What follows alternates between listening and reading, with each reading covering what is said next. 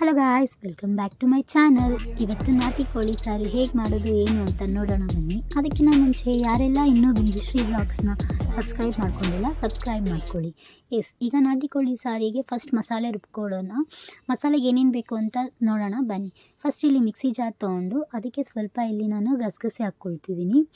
ಗಸಗಸೆ ಹಾಕ್ಕೊಂಡಿದ್ದ ನಂತರ ಇಲ್ಲಿ ಸ್ವಲ್ಪ ನಾನು ಮೆಣಸಿನ ಕಾಳು ಹಾಕ್ಕೊಳ್ತಿದ್ದೀನಿ.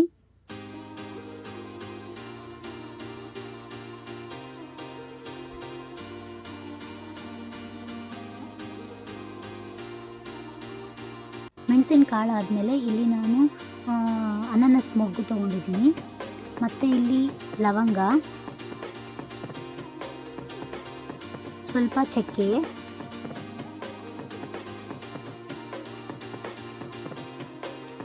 ಶುಂಠಿ,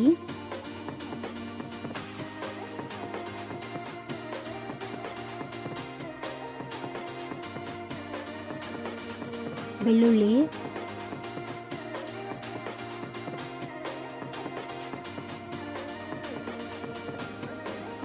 ಇಲ್ಲಿ ಹಸಿ ಕಾಯಿನ ಚಿಕ್ಕ ಚಿಕ್ಕ ಪೀಸ್ ಮಾಡಿ ತೊಗೊಂಡಿದ್ದೀನಿ.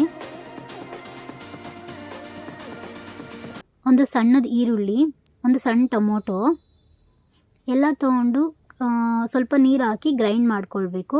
ಆ ಗ್ರೈಂಡ್ ಮಾಡ್ಕೊಂಡ ಜಾರಿಗೆ ಮತ್ತಿನ್ನು ಕೆಲವೊಂದು ಐಟಮ್ಸ್ ಆ್ಯಡ್ ಮಾಡ್ಕೊಳ್ಬೇಕು. ಈಗ ಹಾಕ್ಕೊಳ್ತಿದ್ದೀನಿ ಸ್ವಲ್ಪ ಪುದೀನ, ಸ್ವಲ್ಪ ಕೊತ್ತಂಬರಿ ಸೊಪ್ಪು, ಸ್ವಲ್ಪ ಅರಿಶಿಣದ ಪುಡಿ, ಆ್ಯಂಡ್ ನಾನಿಲ್ಲಿ 2 ಟೇಬಲ್ ಸ್ಪೂನ್ ಆಫ್ ಧನಿಯಾ ಪುಡಿ ತೊಗೊಂಡಿದ್ದೀನಿ.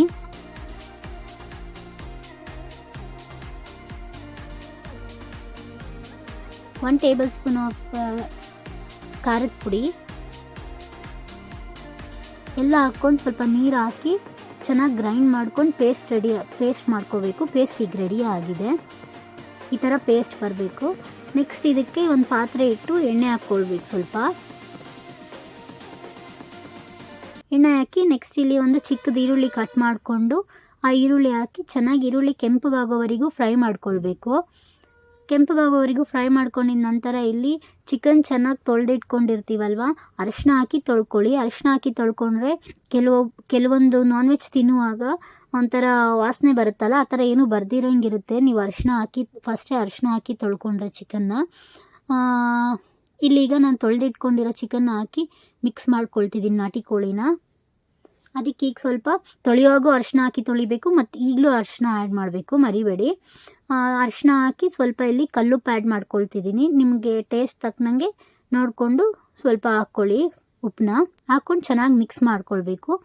ಒಂದು 5 ಮಿನಿಟ್ಸ್ ಅದನ್ನು ಸ್ವಲ್ಪ ಬೇಯಕ್ಕೆ ಬಿಡಿ.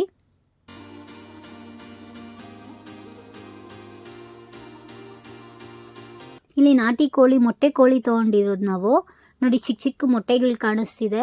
ಮೊಟ್ಟೆ ಕೋಳಿ ಇದು, ನಾಟಿ ಕೋಳಿಯಲ್ಲೇ ನೋಡಿ ಮೊಟ್ಟೆ.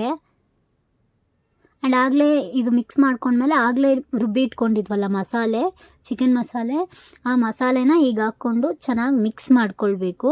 ಆ ಮಸಾಲೆ ನೋಡಿ ಚೆನ್ನಾಗಿ ಮಿಕ್ಸ್ ಮಾಡ್ಕೊಂಡಿದ್ದೀನಿ. ಹಸಿ ವಾಸನೆ ಹೋಗೋವರೆಗೂ ಒಂದು 5 ಮಿನಿಟ್ಸ್ ಅದನ್ನು ಲೋ ಫ್ಲೇಮಲ್ಲಿಟ್ಟು ಚೆನ್ನಾಗಿ ಬೇಯಿಸ್ಕೋಬೇಕು. ಹಸಿ ವಾಸನೆ ಎಲ್ಲ ಹೋಗ್ಬೇಕು ಮಸಾಲೆದು. ಜಾಸ್ತಿ ಸಿಮ್ಮಲ್ಲಿ ಇಡಬೇಡಿ, ಅದು ಸೀದೋಗ್ಬಿಡುತ್ತೆ ಮಸಾಲೆ.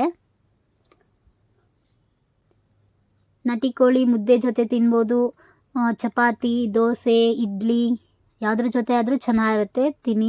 ಮಾಡ್ಕೊಂಡು ತಿಂದು ನೋಡಿ, ತುಂಬ ಟೇಸ್ಟ್ ಚೆನ್ನಾಗಿರುತ್ತೆ.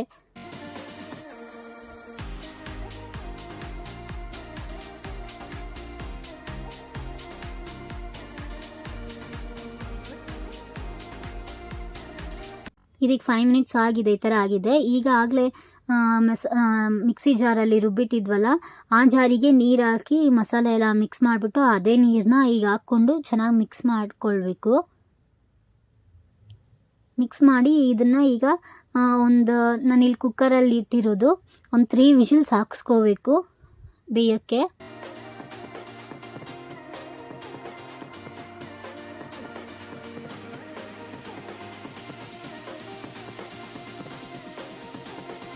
ನಾಟಿ ಕೋಳಿ ತುಂಬ ಒಳ್ಳೆಯದಂತೆ.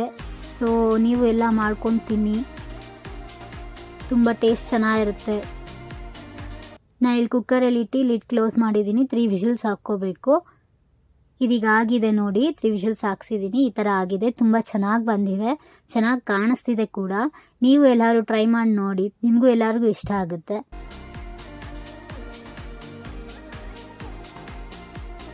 ಎಸ್, ನಾಟಿ ಕೋಳಿ ಸಾರು ರೆಡಿಯಾಗಿದೆ.